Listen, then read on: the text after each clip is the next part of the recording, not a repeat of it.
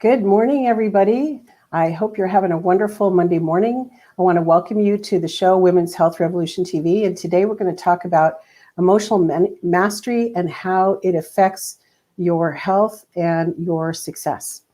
Very excited. I'm going to be sharing some experiences with you about my work and what things I've learned after putting my hands on over 5,000 people. So we'll be right back in just a couple of seconds. I'm just going to play a little opening reel for you. And yeah, just sit back and enjoy the show. And I would love to hear your comments and questions. And I also want to say that I'm going to be switching to a different format coming up here pretty quick within the next couple of weeks, where we have a more regular show and they'll be just shorter. So sit back and enjoy the reel.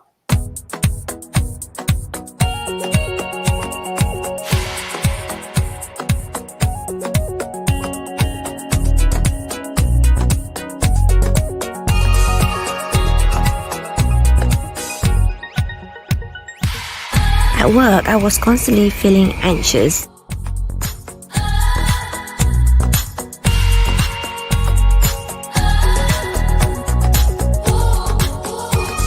But I'm feeling much stronger and clearer about it all.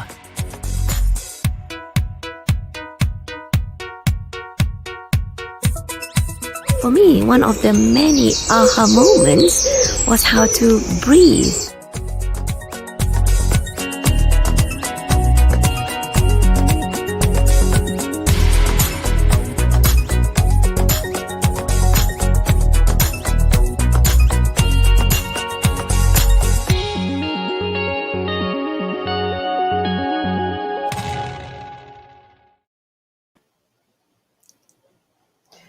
So welcome to the show. And again, I want to encourage you, if you have comments or questions or anything while I'm talking today, I would love for you to interact. You can post your questions and I'll do my best to try to answer them. So you may know, I don't know, everybody's coming from different places that's watching the show. So I'm going to talk just in general. Basically, the energy that you emanate from within you attracts the situations to you and the people that you need. And if you think of energy, let's see, every experience of emotion that we have, it vibrates at a different frequency. So we're constantly shifting back and forth from one frequency to another as our emotions change, unless we are, a fully realized individual where we're able to maintain a constant state of bliss. And even then, they might. I have no idea, since I'm not enlightened yet. I have no idea what that's like. But if you ever wondered why or how things come to you, or why things happen in your life, if you start to understand how your emotions are affecting your vibration and your results, then you can start to see a little more logic in the way things are going, and it gives you an incentive to do some deeper work inside, so that you can actually start to attract more of the things that you're choosing consciously. Most of us are kind of pinging around and attracting unconscious results in our life. And we may or may, maybe if you've worked with vision boards, or you've worked with affirmations, or you've heard of these things and you haven't worked with them, those things help, because what they are anchors to drive into the mind, reinforce in the mind the kinds of things that we're choosing to have in our life. But if you've never done that, if you've never worked on affirmations, or you've never done a vision board, or you've never actually sat down and wondered why you do some of the things that you do, now it's time. That's what I'm trying to say. We have a great option to be able to shift. And that's one of the wonderful things about being a conscious person, a conscious being on this planet, is that we have the ability to shift our results out there by just simply doing some work inside. So whatever we are doing inside will reflect in the outer world. So I don't know if you've heard of, there's an author named Candace Pert, and she wrote a book called The Molecules of Emotions. And I think she wrote it back in 1997. And in the book, it was really interesting, because when I came across this book, I had been already doing body work for a number of years, and I couldn't explain exactly what I was feeling in people's bodies when I worked on them. Now, I noticed that, I have very, how do I say this, a very refined skill for being able to put my hands on someone's body and literally understand what's going on within the layers of the tissue. And I'm going to dive into that in a little bit in a few minutes. But what was great about Candace Pert's book is her book was from a completely scientific perspective. She was a research professor at the Department of Physiology and Biophysics at Georgetown University, and so when she wrote her book, and her book was basically, what it did was explain that our chemistry changes according to the peptides that we have in our body. And our peptides are like these little molecules of emotions. So I'm going to quote her because this is a great quote. She said, "We're vibrating like a tuning fork. We send out a vibration to other people. We broadcast and receive. Thus, emotions orchestrate the interactions among all our organs and systems to control that." So I'm going to read that again because it's a lot. It sounds like a very simple sentence, but it's really not. So we're vibrating like a tuning fork. We send out a vibration to other people. We broadcast and receive. Thus, the emotions orchestrate the interactions among all our organs and systems to control that. So literally, if you, again, as your vibration changes, your body function changes. And if you start to understand that principle, if you start to understand that your thoughts control your vibrations, and your vibrations control your results in your body, and your vibrations in your body control your results out in the world, you start to have an understanding of this massive electromagnetic field that connects all of us to our potential and our results that are going on out there. And that's kind of mind-blowing. I mean, it's amazing what we can accomplish. So what Dr. Pert wrote was, as our feelings change, this mixture of peptides travels throughout your body and your brain. And literally, they are changing the chemistry of every cell in your body. Now, that is my experience when I put my hands on people. So if we want better results in health, better results in business, and in life, mastering our connection and understanding of our emotions is key to doing that. So I'm just going to drill this down for a second. So most people, when they're trying to make changes in their circumstances and in their life, what we do is it's human nature to focus on the outside, right? Like we want to be thin. So we want to have our body look good, right? So maybe we go on a diet, or we do, exercise. We do these external to change the external part of ours. But I think it was, Dr. David Hawkins talked about the idea, and I think he got it from somebody else, but anyway, the idea that if you're focusing constantly on the outside to fix what's going on, in your world, then it's kind of like moving chairs around on the Titanic, So the Titanic's going down, and you keep moving the furniture, and it's not really fixing the problem. That's the idea. So again, going to the inner workings of us, and that starts with some very fundamental questions like, who am I? Who are you? And you are not your body. You are not your mind, right? Who are you exactly? So emotions are strong impulses that urge us to take immediate action, and they're based on fundamental needs. Usually it's survival-based things. So, and neurologically, they're designed to propel us into action. So but the problem is when emotions are out of tune with the situation, and we don't express our emotions productively and safely, then the problems start to erupt. So emotions are also a physiological emotional response to a person, place, or experience. They're a chemical shift again. So as the chemistry shifts, again, the vibration shifts. So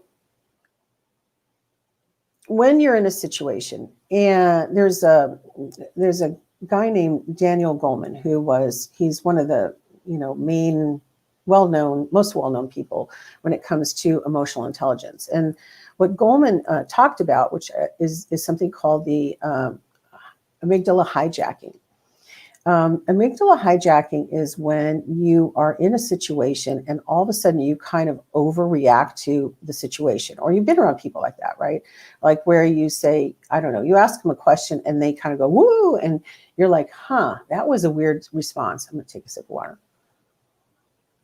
It seems like there was a lot of energy or juice behind that response. And that happens because our lizard brain, our emotional brain, if you want to call it that, it's getting triggered by a situation from the past, and it's making us overreact in the present. So the sense is that we have a feeling of being threatened, and we don't know how to recognize that threat is not real. Okay, that threat is based on some belief that comes from our past.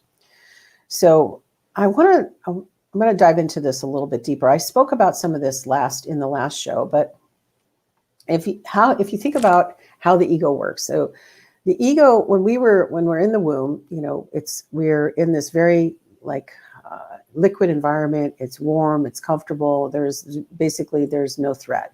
Think of yourself floating in space and just feeling totally nurtured and loved. And at that time, when you're first conceived, you actually start to grow your own umbilical cord, and then you attach to your mom, right? So your mom becomes your first idea of being connected to source. And then when we come out, we transition from the womb into the world. Most of us that's our first experience of change. And for most of us, it's a pretty abrupt kind of experience. For people who were born, for example, in a hospital, which is the majority of the population, you come out of this beautiful, warm, dark environment into a shocking environment of bright lights, loud noises, right? All the people shuffling around you, the energy of the people in the room, whether it's doctors, nurses, or whoever else, wanting to do a good job, right? Wanting to help you, facilitate you coming out. And then the next thing is, generally speaking, you are usually held upside down by your feet and smacked on the back to get you to breathe. So that's pretty painful. And that's your first experience of change. And that is, my friends, when the ego starts to really formulate, because suddenly now we've become disconnected from the source, and now we need to create our own source. So our source becomes our ego. So you don't have to, you may or may not agree with me, but this is my experience after working on lots of bodies. This is kind of what I see literally in the tissue. And if you look at Candace Pert's work, it really it actually supports everything that I'm saying here in terms of, the physiology and what goes on in the body. And if you want to, anyway. Okay, so you come out into the world, you make some decisions based on that experience. You either felt supported by the doctors, nurses, you might make some decisions. As a result of that, you feel supported by men. If, say, it was a male doctor who helps you out, or maybe men hurt me because the male doctor doesn't do a good job catching you as you're coming out. Or maybe if you were given anesthesia as you start to come out into the world, you feel this sense of, being stopped when you're trying to accomplish what you want to do. And that those decisions, those observations become part of our ego. They become part of our survival ecosystem, and they stay with us as we move forward in our life until we start to question those things that we've accepted as true, right?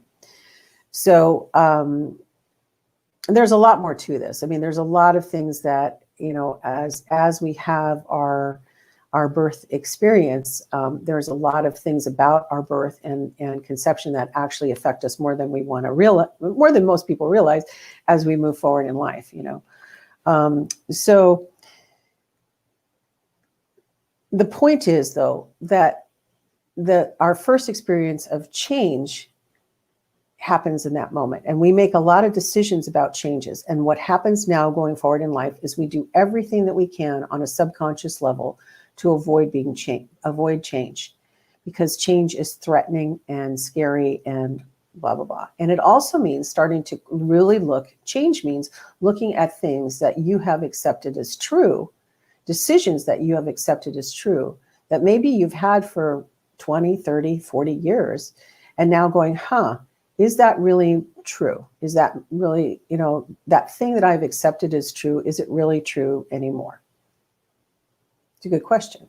So what's an example of that?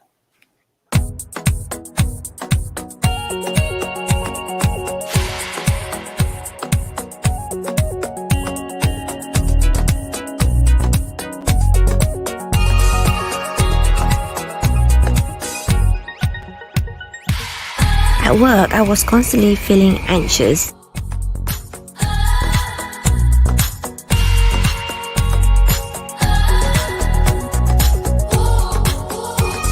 But I'm feeling much stronger and clearer about it all.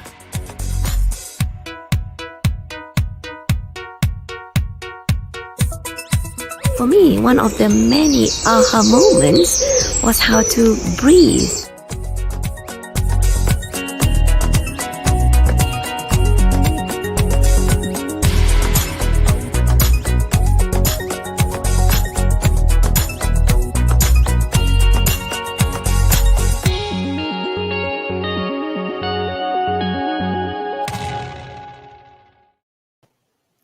Okay, sorry, I have no idea what happened there. A little technical difficulty. That just ran on its own. So it's been a kind of a wacko morning. But anyway, okay, so we were talking about change and the body and how the ego's job is really to keep us safe. And that in order for us to move forward, change our vibration, our results, our immunity, reduce our stress, we have to start to look at those things that we've thought about as real or we've accepted as real. So what are some examples of that? So let's say you made the decision that you are, there's not enough of space. For example, there's a lot of people that I've worked on where I've got my hands on their body and I'm feeling the tissue, and there's this memory of them back in the womb where it'll bring up, for example, that maybe they felt like they weren't enough, So let's say you came out of the womb, and the first thing that happens is they've weighed you, and your weight is maybe substandard, okay? Or maybe you make a decision as a result of that experience that you don't weigh enough, right? So that as what the ego does is it leaves out the word weigh, and it just goes to I'm not enough. So the decision I'm not enough continues throughout your life. So you continue to work harder, do more, strive more, whatever, or you give up. You do one of the two things. Now you have to correct that decision. You have to know that you've made that decision. First of all, you have to identify it, and then you have to decide to make some changes to get rid of that patterning. So, but that actual root thought starts to control your vibration and the circumstances that are attracted to you. And what that does to your stress levels and your immunity is that your stress levels become higher, because now you're basically fighting against the flow of what the planetary energy is. Okay. I'm sure you've seen people out there who seem to they seem to look like they go from one thing to another fairly easily. And then there's people who have more trouble going from one thing to the next. Now, if you look around, it might be, if you look in the different houses of who they are, right? We have our physical us, there's the emotional part of us, there's our relationship part of us, there's the financial part of us, right? That if you think of all the houses of who we are. So one decision might not affect you in one house, but it affects you over and over again in another house. So what do I mean by that?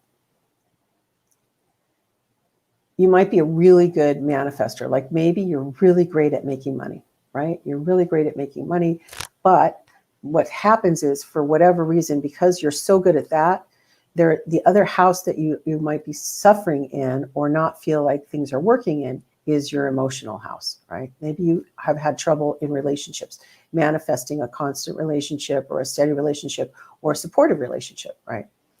So in order to manifest that, it's like, okay, that thought, if you think of our, us in the middle of a circle, if we start to change the thought about, say, it's not only that I deserve support financially, but I deserve support in my relationships, right?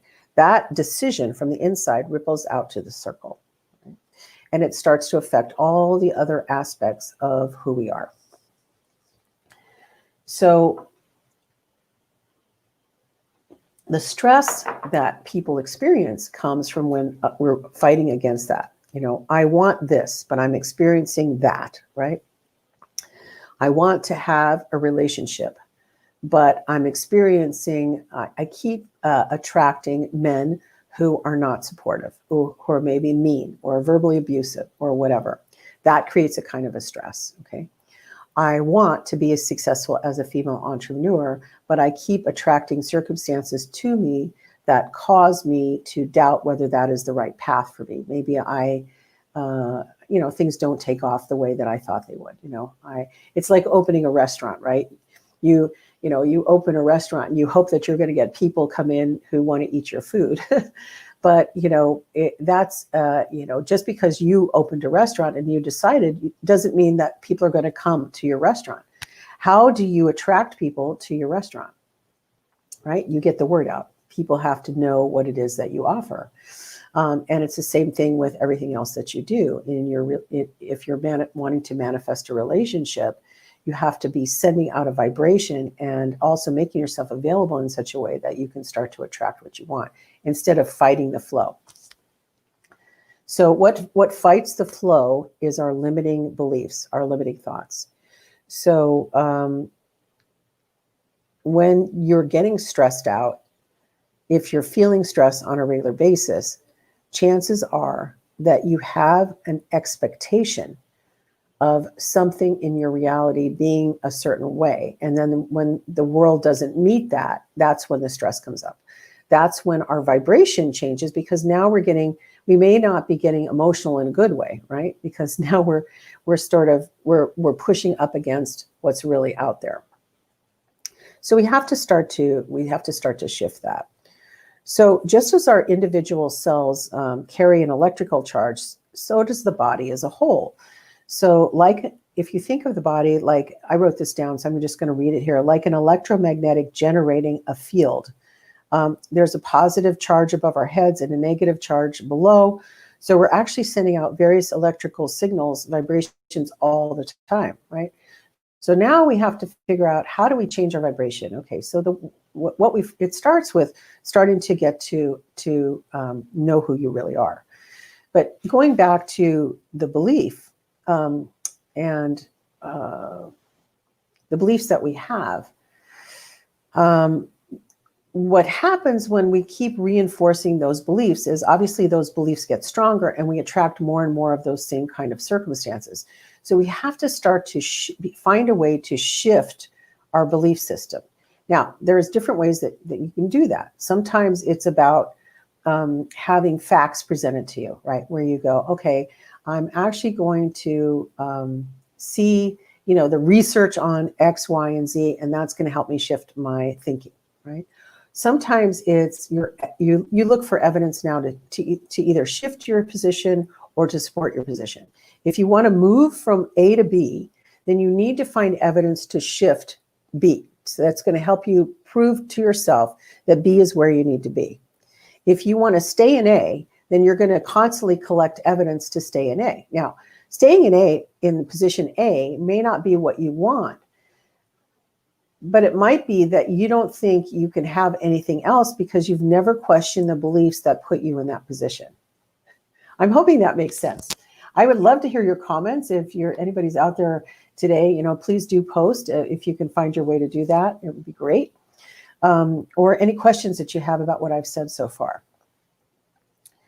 So in order to going back to the shifting, how do you shift? Okay, so let's go to, I want to talk about emotional intelligence, because this is where emotional intelligence becomes very, very important. So what is emotional intelligence? Well, let me talk about the benefits of increased emotional intelligence first, and then I'll define what it is.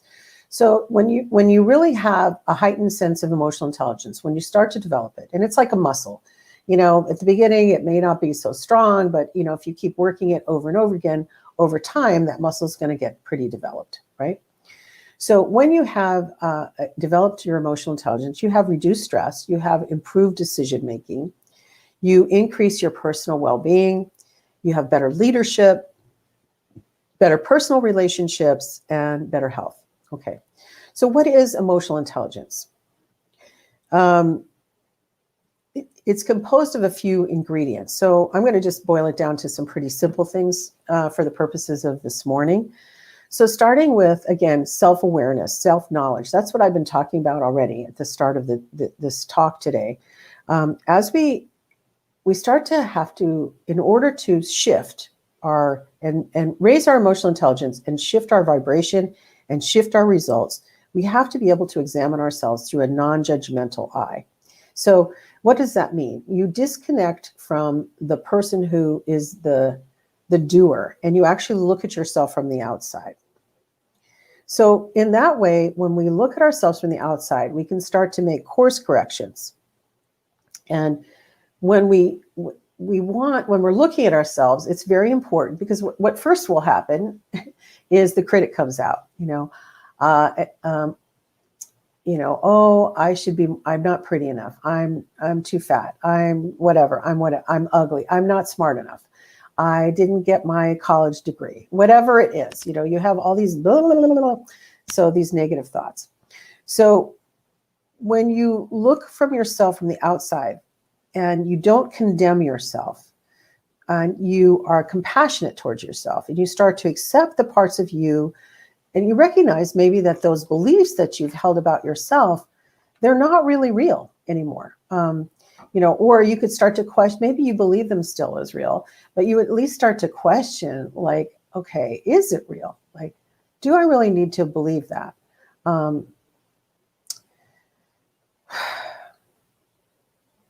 So that's the first step, is the self-knowledge. So starting to really become self-aware, looking at how we react in certain circumstances. That's really important. The next step is learning how to manage those emotions. So knowing how to express your emotions and how to handle them in interpersonal relationships, right?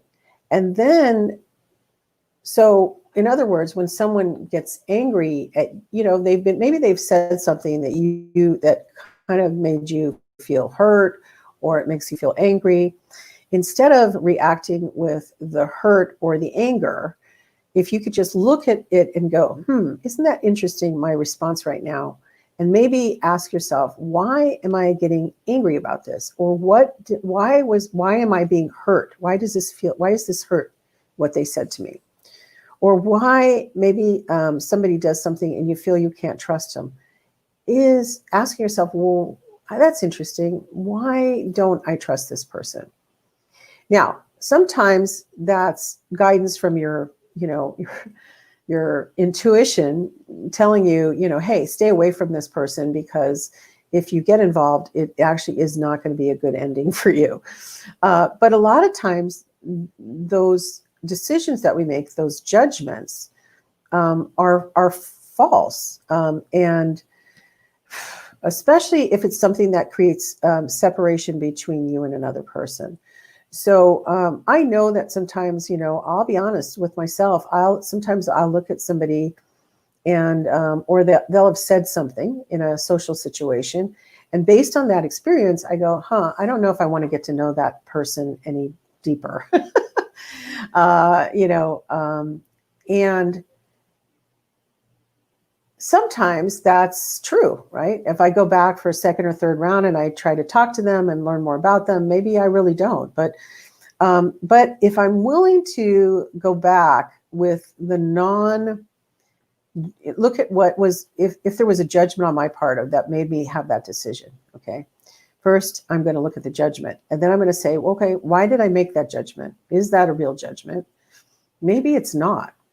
So now can I get past my judgment and start to ask some questions, be curious about that other person, ask some questions, get to know them more, and maybe put aside my judgment and see what the gift is that that person can bring into my life. And it's the same thing with yourself. When you can put your judgments aside about you, you start to now see maybe, or get a hint of some of the gifts that you have that need to be offered out there to other people. So now the next step in, reducing our stress and improving our health and our immunity with using emotional intelligence is now that we start to get in tune to our emotions. And I'm not just talking about, most people when they think of emotions, they think of some pretty basic ones. It's, there's anger, there's fear, there's there's trust. Trying to think what else there might be. Those are kind of the main things, or fear, right? Fear is another one. So, but they're between anger, fear, love, and I forgot to mention like attraction, right? There's all these more subtle levels of those emotions that we could identify.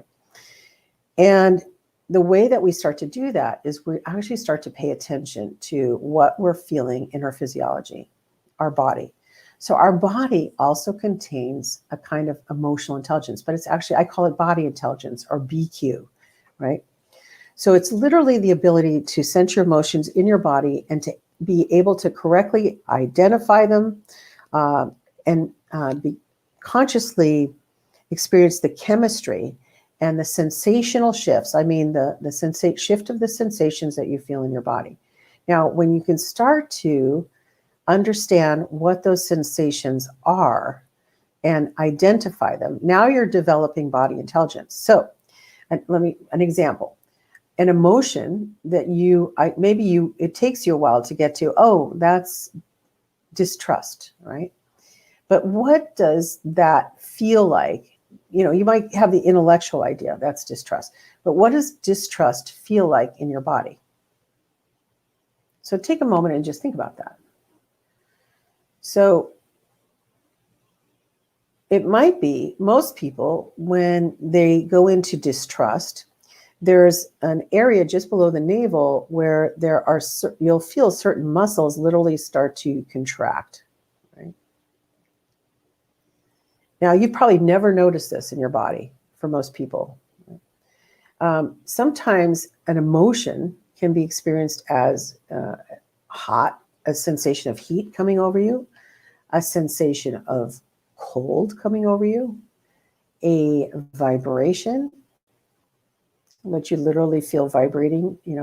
Have you ever had an eye that twitched? That's an emotion. Nothing happens in our body without it being related to some kind of an emotional response. And so when you start to understand that, now you go, okay, now if you want to heal something, you want to heal yourself of stress, you want to heal yourself of pain, you have to understand that the physical sensations that you're experiencing are the result of an emotion that's trapped in your body. So it may not be that it was it might have come from an experience where you're not even conscious about the experience, right? Like something happened that at the time you don't register as a trauma, but over time now it's that there was a trauma there, but you were just in denial, or maybe you didn't have time to process it in the moment or think about it, and you had to go on to the next thing. This happens a lot with people who are suffering from PTSD, because what happens with PTSD over time is, it's a lot of times there's the experience, and after the experience there's some feeling of discomfort over time as the experience gets recycled and replayed with, not even consciously, in the body and mind and the emotional chemistry. Then we start to shrink smaller and smaller, and then we get into a place where we cannot function at the level that we used to function. And what happens if you think about, my experience of looking at most people out there is most people are brains in a jar. You know, they're really not connecting to their body at all. And there's so much information. You're not your body, but the body is like the record keeper for you. And what it does is it literally keeps your biography lodged in the layers of the tissue, you know, the layers of the skin, you know, and if you, when I work on a body, what happens is, and I touch a certain place, what I'll feel is and if I'm listening, I'm not, you know, trying to impose my will on somebody's body, then I will start to feel this chain of tissue that goes through. That's it's the river of the decision that somebody's made and all the consequences of that river. And as the tissue starts to unwind, what happens is now the mind starts to let go. So even though you are not your body and you are not your mind, your beliefs are tied to the physiology that's going on in your body. And I know this is getting kind of esoteric, but you know, this is my thing, and I kind of wanted to talk about it today. So anyway, okay. So if you really want to, so going back to the importance of connecting with your emotions, I'm going to take a sip here. Hold on one second.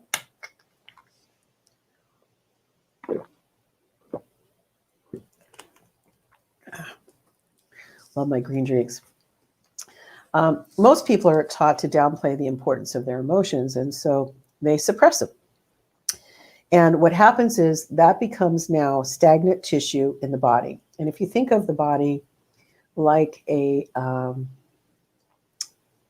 tide pool in the ocean, and you have, you know, there's a rock, and then maybe a mussel makes its home on that rock, and on the mussel now some seaweed hooks onto that, and then some sea anemones and some other crustaceans, and things start to layer up and layer up and layer up. And pretty soon that rock becomes loaded down with all this stuff that the rock never intended to have on it. And that's what we do to our bodies. And we do that because based on, you know, the emotion and and attracting the different, you know, recreating the circumstances over and over again that keep that emotion in place. And so over time, the body starts to lose its ability to flex and move. This eventually causes what we experience as pain. Right? And there, you know, you might say, well, you know, I have pain because of an injury. That's true. Okay, that's undeniable, right? But why did that injury happen to you at that time? Like, right? So the injury happened because there was some belief or thought that caused you to go into that experience that caused the accident, which caused the injury. So now it becomes, going back to the root cause of the pain, the problem is, okay, what were the decisions that I made in the beginning that caused me to have that experience? And what's my takeaway? What should I have learned? And so as I start to examine my decisions and why I made them, now what's happening is I'm starting to take personal responsibility, and now I'm shifting my vibration and my results out there on the planet. I hope that makes sense. So we are built to basically to seek out bliss, and but you know, we because we get stuck with these experiences in our bodies and in our minds, we lose sight of the idea that that's really what we're here to do. We're here to actualize bliss. And if you look at David Hawkins' work, he wrote this book called Power versus Force. There's another book of his, Map of Consciousness. I'm a big fan of his, and he talks about the idea that the things that, if we can get into that, you know, out of the entrapment of these beliefs and thoughts and move up the vibratory scale, we start to shift our our frequency. And as we shift our frequency, we start to get in alignment with what's out there in the universe, with us and our purpose. And we now start to attract more positive events. Our stress goes down, and our physical health starts to get better. So I'm kind of pulling a lot of different ideas together here, but I'm hoping you're tracking with me. So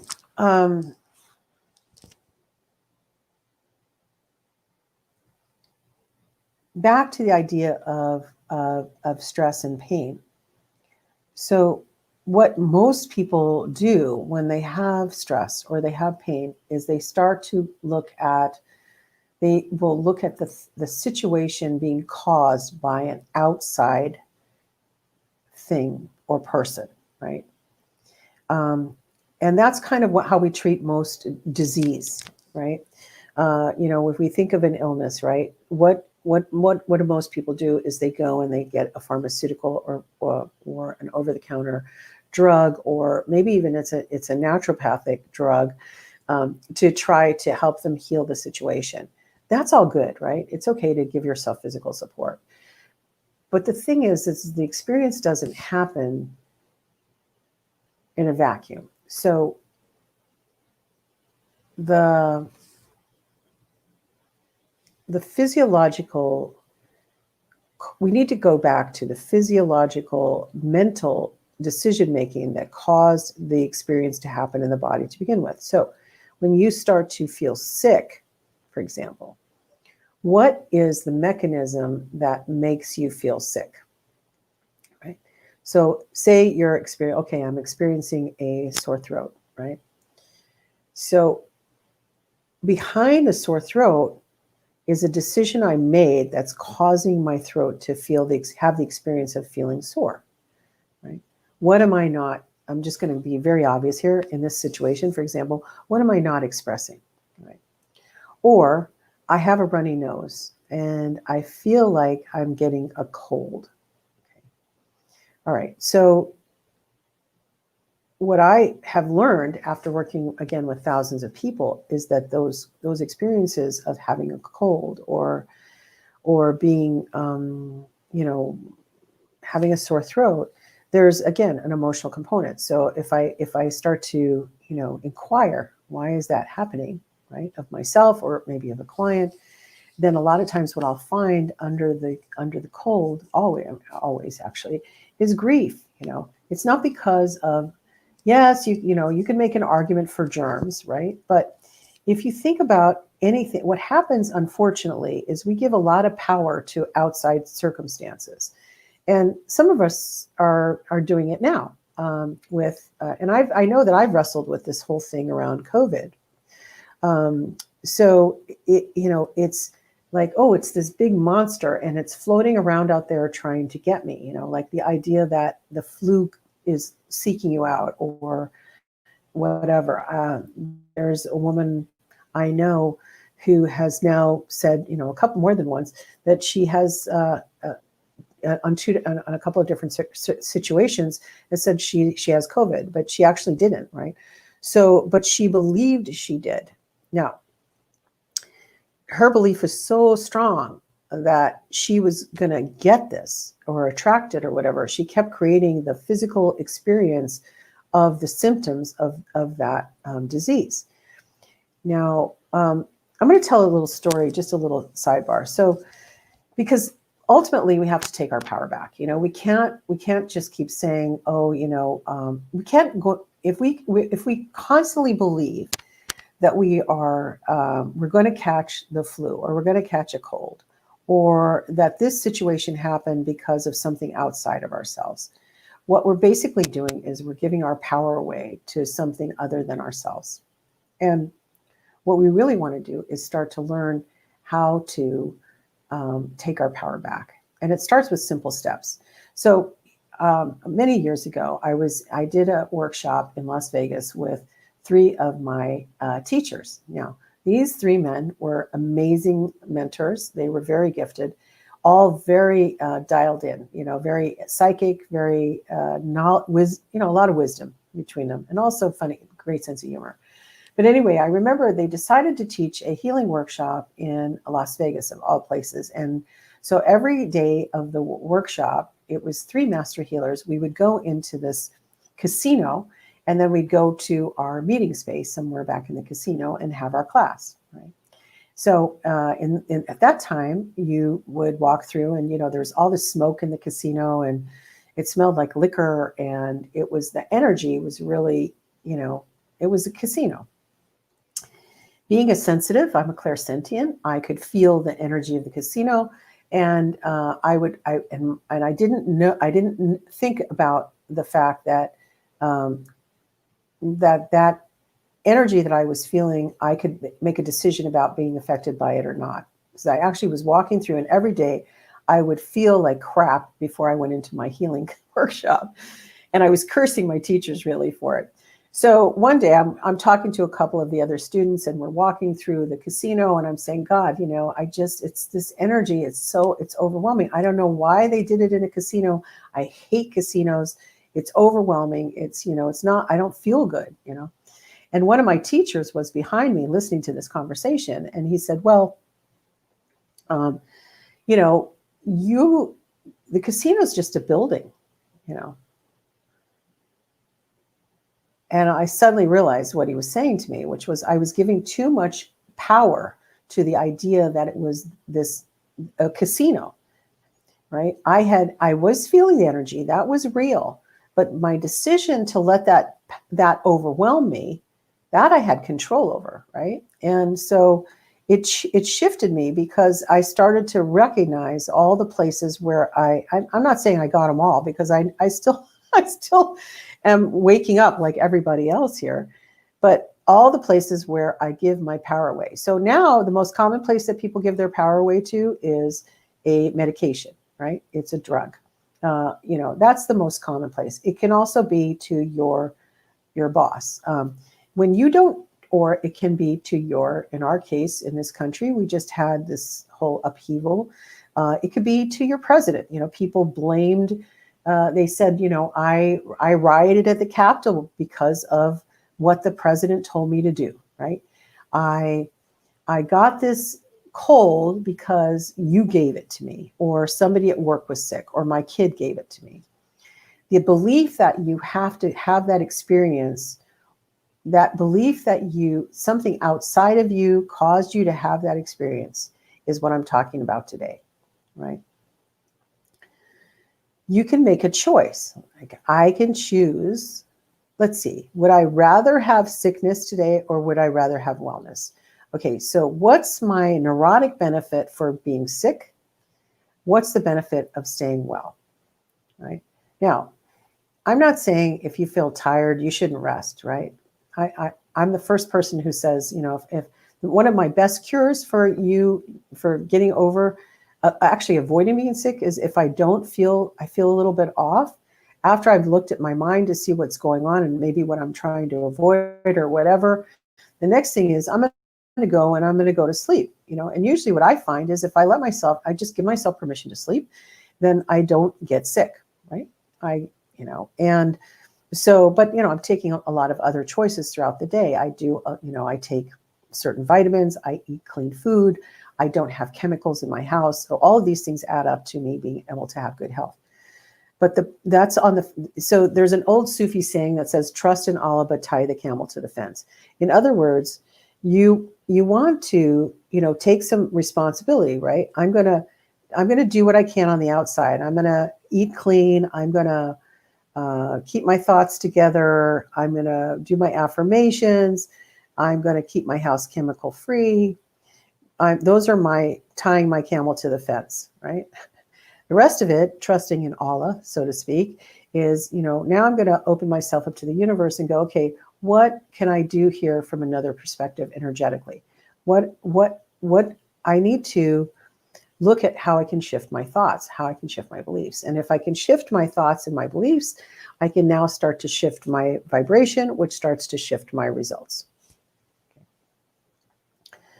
So the key is really going back to what I spoke about earlier, self-awareness. And it starts with small pieces. What I highly recommend is, if you're looking for some action steps today and what you can do, one of the best tools we have is sitting down and writing in a journal, right? But that's number one, okay? Just journaling. And if you're getting symptoms, you're starting to get pain, you're starting to feel ill, you can sit down and journal. The reason I feel ill is, and then literally just do a stream of consciousness writing, where you write down whatever comes out of your brain. You just do a brain dump onto the piece of paper. And in doing that, a lot of times you'll discover what it was that was causing you to feel the way that you were feeling. And then before you even get to a point of sick, or you get to a point of where you're laid up because of pain, you've actually healed the situation. And you've done it by taking personal responsibility and looking at the thoughts that created the experience to begin with. That's number one. So journaling is one thing. Number two is a meditation. So say you don't know how to meditate. You've never meditated, or you've tried meditation in the past, and it's never really, you've never gotten into, a place that you thought you were supposed to get to. So let me deal with that first, because a lot of people have a misconception about the experience of meditation. Meditation, the purpose of meditation is to learn to control the mind. It is not always about experience. It's not a good meditation if you don't experience peace, if you don't experience bliss. As a matter of fact, that's a very good meditation when you don't experience that, because you're able to see how crazy your monkey mind is, like how crazy those thoughts are. So you can actually start to, what meditation has done for me is it's helped me cultivate the person who's the observer. So I can look at myself through less critical eyes, observe what my stream of consciousness is, so I can now start to make conscious changes and do something better or different, right? So journaling and meditation. So if you don't know how to meditate, there's just very simple thing is you can sit quietly with your spine erect. Ideally, either sit cross-legged, or if that's not comfortable for you, sit with your legs uncrossed and in a place where they are either going to lay out in front of you, parallel, or they're actually, your feet are both touching the floor. My preference would be for you to touch the floor with your feet. And then what you start to do is you literally just focus on your natural inhale and exhale. That's all you have to do. You don't have to make yourself breathe a certain way. Just notice the inhalations and the exhalations. And just decide that you're going to do that. Look at the clock and say, I'm going to do this for 10 minutes, right? Do that for 10 minutes a day for a couple of weeks, and then you can start to extend the time. You want to get to at least 20 minutes of meditation, because if you can do, and you can also get trained in meditation. I personally went through transcendental meditation training, which I'm very grateful for, but there are many, many other effective forms of meditation out there that help people. So that's number two. So as you working with the meditation will also start to bring you back to the place I was talking about earlier, where you're able to tune into the subtleties of the emotions, not just the intense ones like anger and fear and disgust or whatever, or love, right? But what are all the subtle layers in between that? Because there are many. If we looked at the shades of all the different emotions, they basically fit under these certain ones, but you're missing so much of the richness when you can't go into all the different levels. For example, even gratitude, right? Most people's idea of gratitude is an intellectual concept, instead of getting to the place where you're literally feeling it in your physiology, or understanding what it feels like to, oh yeah, that's what gratitude feels like. Like real gratitude feels like, oh yeah, I can breathe in my heart, that's, and actually through the entire solar plexus, the area just below your breasts and down above your pubic bone. So that's the next thing. So those are those two things. Then the third level becomes learning how to create compassion and empathy with other people And the way that you do that, I mean, it starts with you, obviously. You start to love yourself, and you do that by doing the things that I already said. But another way to give you appreciation is to connect with another person and just decide to be fully present in the conversation and be curious. I don't know if you notice this, but most people don't just take that simple step and really ask with all sincerity, so what's going on with you? And really taking the time to listen to what the other person is saying and ask follow-up questions. Not interrupt, not tell your story. Oh yeah, I feel like that. Yeah, just hold that back for a little bit and just really be present and listen and drop in. So, because what happens is when you can listen from that place, you start to hear in between the words that they're saying. And you can drop into a connection on a much deeper soul level. And when you are able to do that level of connection, you again start to change your vibration, which changes your results. It lowers your stress because you get out of the idea of anticipating what's happening out there. You become more present. So anyway, that's it for today. I hope you got something out of this broadcast. I would love to see any comments, questions. Please, you can contact me. Oh, here, let me put this up here. So first of all, I want to get you to please subscribe at womenshealthrevolutiontv.com. Become a subscriber to the channel. We'll be coming back from here on in with shorter episodes. 15 minutes is my goal, and I'm working on that right now. You can contact me at Carla at Women's Health Revolution. Oh, here it is. Carla at womenshealthrevolution.com. If you have questions or you want to know more, I would love to chat with you. So, and also if you're having trouble, you're stuck, you want to move through these emotions and these thoughts, and the things that I've suggested are not really, you're having some trouble moving forward with that, you could reach out to me about that. I do have a way of working with people over Zoom where I can help you with an emotional release session to get rid of the things that are keeping you from having that experience, that are stopping you. So I would love to chat. So thank you so much for joining me today, and I hope to see you soon. I will let you know the next show. I'm going to be coming out with a new schedule, so I will just watch for my posts and you'll know what's going on. So thanks and have a wonderful day.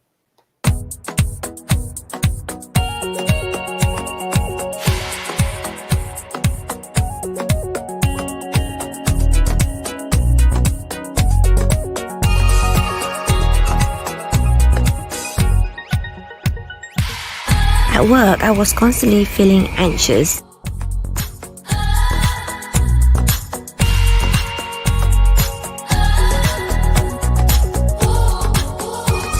But I'm feeling much stronger and clearer about it all.